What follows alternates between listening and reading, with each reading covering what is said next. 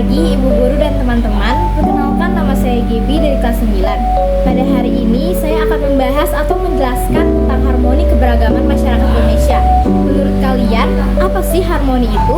Dan mengapa keharmonisan diperlukan dalam kehidupan masyarakat yang beragam seperti di Indonesia? Untuk mengetahuinya, mari simak penjelasan ini. Sebagai makhluk sosial, manusia selalu berinteraksi dengan manusia lainnya. Hubungan interaksi itu terjadi dalam keluarga, masyarakat, atau lebih luas lagi adalah negara. Pertama-tama, kata harmoni dapat berarti pernyataan rasa, aksi, gagasan, dan minat.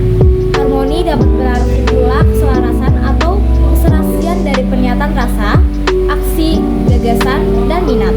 Oleh karena itu, tata pergaulan masyarakat yang disepakati bersama dengan tujuan untuk mewujudkan rasa aman tanpa mengganggu hak-hak anggota masyarakat ataupun masyarakat lainnya dapat dilakukan dengan membentuk kehidupan harmoni masyarakat. Yang pertama, toleransi dan harmoni dalam perbedaan suku, bangsa, dan agama. Dalam kehidupan masyarakat, kamu tentu sering menemui tetangga yang berbeda suku dan juga mendapatkan kehidupan antar tetangga yang berbeda agama. Perbedaan suku, bangsa, dan agama tentu menghasilkan budaya yang berbeda-beda pula. Ditambah adanya pernikahan campuran antar suku bangsa, antar negara, antar etnis, dan sebagainya. Pasti akan melahirkan tradisi dan budaya yang berbeda, sehingga masyarakat Indonesia memiliki aneka ragam suku bangsa dan budayanya. Yang kedua, toleransi dan harmoni dalam kehidupan sosial budaya. Masyarakat Indonesia yang majemuk tentunya memberikan banyak keberagaman baik dalam kehidupan sosial maupun budaya. Adanya keberagaman ini tentu dapat memicu konflik. Oleh karena itu, dalam menciptakan masyarakat yang aman dan tentram, maka perlu adanya tata pergaulan dalam masyarakat. Apakah tata pergaulan itu? Tata pergaulan itu dapat berarti aturan, cara-cara bergaul, atau hubungan sosial antar sesama manusia di dalam masyarakat. Tata pergaulan dapat berupa aturan dalam masyarakat yang dipergunakan untuk mengukur atau menyatakan perilaku seseorang itu baik atau buruk. Tata pergaulan yang baik dapat membentuk sikap toleran dan harmonis dalam kehidupan sosial masyarakat dan berbangsa. Yang ketiga, toleransi dan harmoni dalam kehidupan ekonomi. Dalam kehidupan ekonomi, sebagian masyarakat Indonesia masih mempertahankan sistem perekonomian tradisional. Bukannya tidak menginginkan perubahan yang modern, melainkan ada beberapa hal yang menurut masyarakat patut dipertahankan, seperti keberadaan pasar keliling maupun pasar tradisional yang becek. Meskipun demikian, di tempat tersebut penjual dan pembeli dapat tawar-menawar harga. Harga yang disepakati merupakan toleransi harga dari barang yang diperjualbelikan. Selain itu, masyarakat dapat lebih akrab dengan kehidupan penjual dan saling bertukar informasi. Dalam kehidupan antar tetangga, masing-masing diharapkan tidak saling menunjukkan kemewahan. Seharusnya, antar tetangga itu saling tolong-menolong dan menunjukkan rasa empati atas kemiskinan di sekitarnya. Keadaan inilah yang akan menciptakan toleransi dan harmoni antar tetangga. Yang keempat, toleransi dan harmoni dalam hal gender. Tuhan menciptakan manusia ke dalam dua jenis, yaitu laki-laki dan perempuan. Meskipun terdapat perbedaan jenis kelamin atau gender, namun pada dasarnya laki-laki dan perempuan memiliki hak yang sama di hadapan Tuhan. Keduanya memiliki kedudukan yang sama di depan hukum dan memiliki hak yang sama untuk memperoleh kesempatan kerja. Pada masa kecil, baik laki-laki maupun perempuan bermain bersama tanpa membedakan jenis kelamin. Sebagai apresiasinya, di antara mereka saling menghormati dan menghargai keikutsertaannya saat bermain. Bukankah hal tersebut tampak harmonis? Inilah yang dinamakan kesetaraan gender. Selanjutnya, permasalahan akibat keberagaman dalam masyarakat. Kehidupan bangsa Indonesia tengah menghadapi permasalahan serius berkaitan dengan berubahnya keberagaman dalam masyarakat.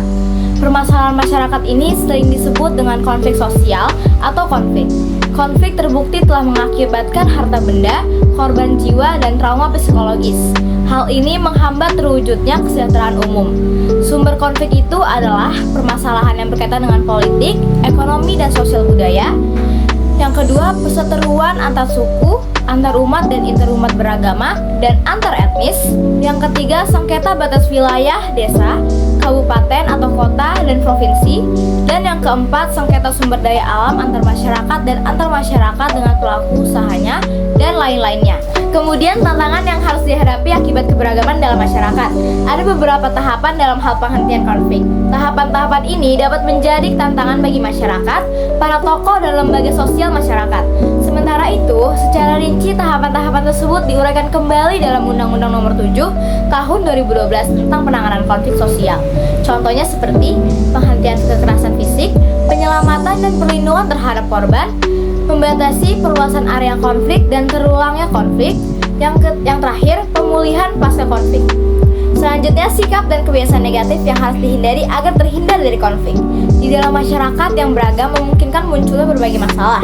Permasalahan yang muncul dapat dipengaruhi oleh dari sikap dan kebiasaan negatif dari diri sendiri, orang lain, atau kelompok serta kebijakan kolektif dalam masyarakat. Sikap dan kebiasaan negatif yang harus dihindari seperti egoisme atau individualisme, fanatis sempit, primordialisme, separatisme, stereotip negatif kelompok atau etnis, dan yang terakhir, anarkisme. Dan apa sih akibat timbulnya masalah dalam keberagaman masyarakat Indonesia? Mari kita bahas. Bangsa Indonesia adalah bangsa yang beraneka ragam. Keberagaman bangsa Indonesia itu berupa keberagaman suku bangsa, ras, agama, bahasa, dan golongan. Namun keberagaman bangsa Indonesia bukan berarti menghilangkan nilai-nilai kebersamaan dalam kerangka NKRI. Perbedaan sifat dan kepribadian masing-masing individu dapat menyebabkan perbedaan pendapat, perbedaan tujuan, perbedaan keinginan, perbedaan perasaan, dan perbedaan kepentingan. Akibat dari perbedaan-perbedaan tersebut, tidak jarang hal-hal sepele dapat menyebabkan masalah atau konflik. Bahkan dapat menjadi konflik yang berkepanjangan. Banyak yang mengatakan permasalahan atau konflik dalam masyarakat itu merupakan gejala umum dalam mengubah suatu keadaan. Namun, konflik dapat menimbulkan akibat yang bersifat negatif dalam kehidupan seseorang. Konflik yang tidak diatasi segera dapat menyebabkan konflik yang berkepanjangan. Hal ini dapat mengganggu keharmonisan dalam kehidupan masyarakat. Beberapa akibat negatif yang ditimbulkan adalah seperti perpecahan dalam masyarakat, kemudian kerugian harta benda dan korban manusia, hancurnya nilai-nilai dan norma sosial yang ada, gangguan psikologis, dan disintegrasi bangsa. Selanjutnya, kita bahas prinsip-prinsip harmoni dalam keberagaman SARA. Berbagai masalah yang muncul dalam masyarakat yang beragam akan menyebabkan kehancuran masyarakat itu sendiri jika tidak diatasi. Setiap masalah yang terjadi harus diselesaikan secara baik dan benar. Dalam rangka mewujudkan kehidupan yang harmoni dalam keberagaman masyarakat Indonesia, maka perlu diterapkan prinsip-prinsip seperti berdoa kepada Tuhan Yang Maha Kuasa dimanapun kita berada, mengendalikan emosi, jangan memanggil orang lain dengan sebutan berdasarkan SARA, jangan menghakimi dan berpikiran negatif terhadap SARA yang berbeda, dan masih banyak lagi. Yang terakhir, upaya penyelesaian masalah dalam keberagaman masyarakat Indonesia. Penyelesaian masalah yang muncul dalam keberagaman masyarakat Indonesia perlu diupayakan. Salah satu masalah yang sering muncul dalam keberagaman masyarakat adalah konflik sosial. Upaya penyelesaian masalah seperti apakah yang perlu dilakukan? Upaya-upaya individu, kelompok, maupun pemerintah dapat menggunakan berbagai metode untuk memecahkan konflik yang terjadi di masyarakat yang beragam. Metode-metode itu antara lain metode komposisi, metode menghindari, metode akomodasi, metode kompromi, metode kolaborasi, metode pengurangan konflik, metode mediasi, dan yang terakhir, metode pengadilan. Sekian penjelasan dari saya tentang harmoni keberagaman masyarakat Indonesia. Mohon maaf bila saya masih ada kesalahan kata dalam menjelaskan maupun pengucapan. Terima kasih.